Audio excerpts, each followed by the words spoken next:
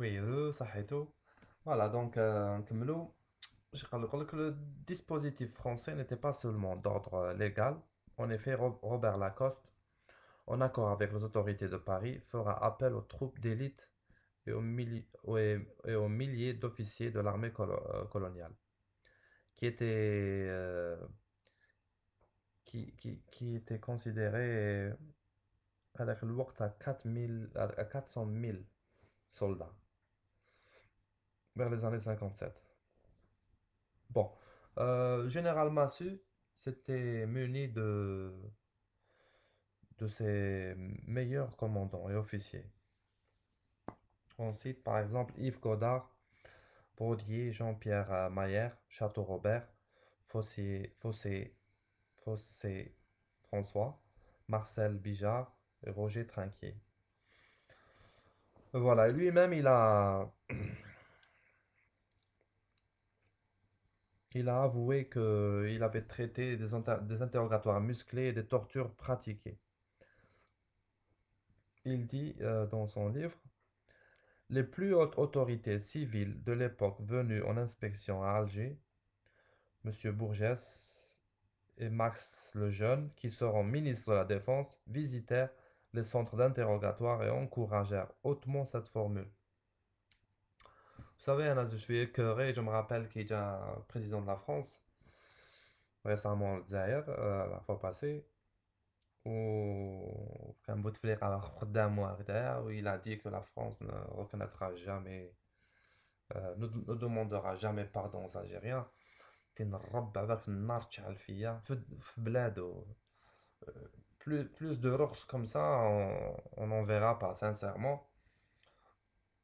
Quoique même Houma, ils ont reconnu leur crime à travers leurs bouquins, à travers leurs généraux. تتبع بلي بلي ما عندناش استقلالية، الرجال تاعنا ما عندهمش الكلمة، باسكو أي واحد دوك لا نابورت كال بيرسون تحكمو أنا أنت أنتيا نابورت كي قال غير يقول هكذاك قال لي يقول له على ديجاج فول كون اسبيس دو كون، علي اغلق جدي يمات البترول، اغلق جدي يمات الغاز، فوتي الكون، حبسوا كاع لي ريلاسيون ايكونوميك. يجوا يبكوا بصح لا غالب ما كاش الرجال. كان عندنا الراجل شغل تشافيز ولا فيدال qui a résisté à 50 ans de boycott, euh, on ne serait pas là en train de parler sur notre histoire. كان هاي مكتوبة دوكا ونقراوها كامل ويقروها في les écoles, etc. بصح tout le monde sait شكون محاكميننا وعلى بها ما نقراوش histoire وعلى بها ما نروحوش بعيد. فوالا سيتي اونتر كيمي باش شعلت فيها النار كي قريت هكذا باسكو نرياجي نرياجي شوية l'essentiel. D'autres révélations seront encore plus épouvantables. D'Alger comme de Paris, on ne cessait de répéter à Massu, travaillez sans vous soucier du carcan des lois. Il faut gagner partout les moyens, il faut gagner par tous les moyens et il faut que ça aille vite. Il faut que ça saigne. Voilà tous les pouvoirs de police, on vous couvre, débarrassez Alger de sa vérole. Voilà, c'était comme ça.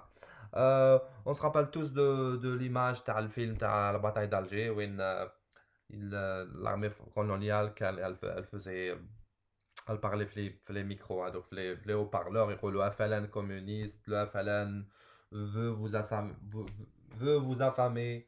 بعد يجي بتاع عمر يخطفوا له الميكرو هكذاك ويقول تحيا الجزائر, etc. Donc voilà, ils ont utilisé des calomnies, voilà, la désinformation, tous les moyens, quoi. La grave a bien eu lieu, donc, aujourd'hui, le lundi 28 juillet 1957. Elle sera totale, impressionnante. Jamais Alger n'avait connu une telle situation. Les Algériens fidèles aux consignes reçues s'étaient calfeutrés chez eux, envahis à la fois par la peur et l'espoir. Les magasins étaient tous fermés, les travailleurs étaient tous restés chez eux, y compris ses Fatma et ses Chaouches. Puisqu'il était impossible de vaincre les cœurs, il fallait briser les corps. Voilà, donc c'était la nouvelle méthode en France. Bon, c'est pas vraiment la nouvelle, mais ça allait commencer. Allez. C'était sérieux. Rien ne pouvait arrêter la fureur déchaînée, ni rang social, ni occupation professionnelle, ni tenue vestimentaire, ni même service rendu à la France. Anciens combattants ou même médaillés pour pour au fait de guerre contre l'Allemagne nazie, tous seront traités à l'égal de tous les autres Algériens, suspects d'être tous devenus des nationalistes. Les travailleurs seront pris de force de chez eux, conduits par camions militaires sur les lieux de leur travail, quand ils ne se sont pas tout simplement dirigés par vagues successives vers les camps d'internement et les centres d'interrogatoire. Vers les camps d'internement et les centres d'interrogatoire. Les magasins seront ouverts à coups de canon, comme le reconnaîtra Massu. Le général Massu, dont le bilan suivant, Gaulle, du 20 janvier au 31 mars, la 10e DP a arrêté 1827 félagas et récupéré 812 armes. Parmi eux, environ 200 ont perdu la vie dans l'exécution de leur mission, au cours des combats corps à corps, de poursuites, d'évasion, d'accidents divers. Bon, ça c'est le chiffre de l'État française. Si on compare le chiffre, par exemple, l'État de France lors des manifestations du 8 mai 45 à Sétif, où il y a eu 1500 morts, وحنا les maquisards تاعنا قالوا il y a eu 40 000 morts ou 45 000 morts. Donc هما إذا قالوا il y a eu 200 morts, il faut multiplier par 20 ou l'acteur. Donc le chiffre officiel تاعهم هما 1827 arrestations ou entre ما بيناتهم 200 morts, etc. Mais bon, c'est de la foutaise. Donc, la grève a servi de révélateur sur les sentiments profonds, secrets et cachés du peuple algérien. C'était le but. Il marquera une rupture définitive entre les populations algériennes et le pouvoir colonial que rien ne pourra plus recoller. Pas même les manifestations factices de mai 58. Avoir des sentiments francophiles si maltraités et si mal récompensés.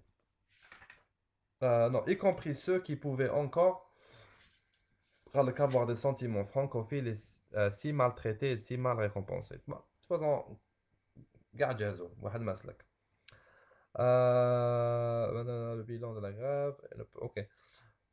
Plus que tout autre, Abben Ramdan, qui avait toutes les raisons d'être affecté par le malheur qui venait de s'abattre sur le peuple algérien et sur le seul compagnon qui était son égal avec qui il se comprenait, partageant les mêmes peines et les mêmes espoirs avec qui il avait voulu et décidé cette grève, et qu'il savait mort à cause d'elle, a dressé le 24 avril 1955 le bilan de la grève.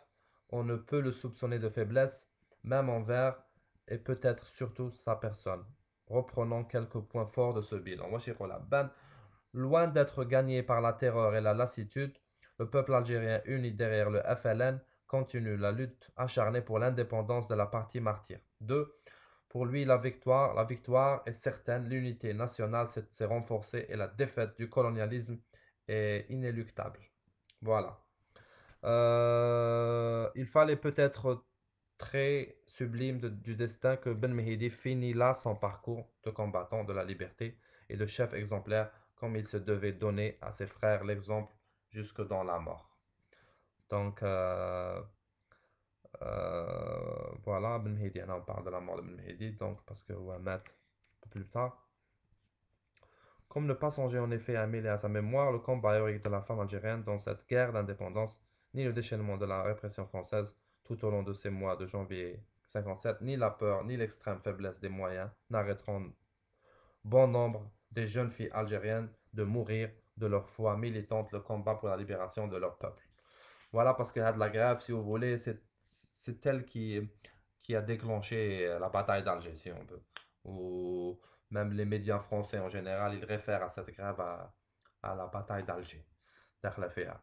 Donc, les 5 jeunes filles encore adolescentes s'illustreront à jamais dans ce qui deviendra la bataille d'Alger, comme leurs récentes dévancières, Zohra Drif, Hassiba Mbouali, Jamila Bouhiret, Jamila Boupacha. Ces 5 jeunes filles, Jamila Debbouz, Daniel Min, Zahia Kharfallah, Baya Hussein et Johar Akroul, n'ont pas hésité à mettre leur vie en péril en transportant, en plaçant des bombes dans 3 cafés de la capitale, Automatique, Cafétéria et Coq Hardy. Le 26 janvier 1955, et dans 2 stades d'Alger, ceux d'El Billard et du Ruisseau. Le 10 février, faisant au total 14 morts.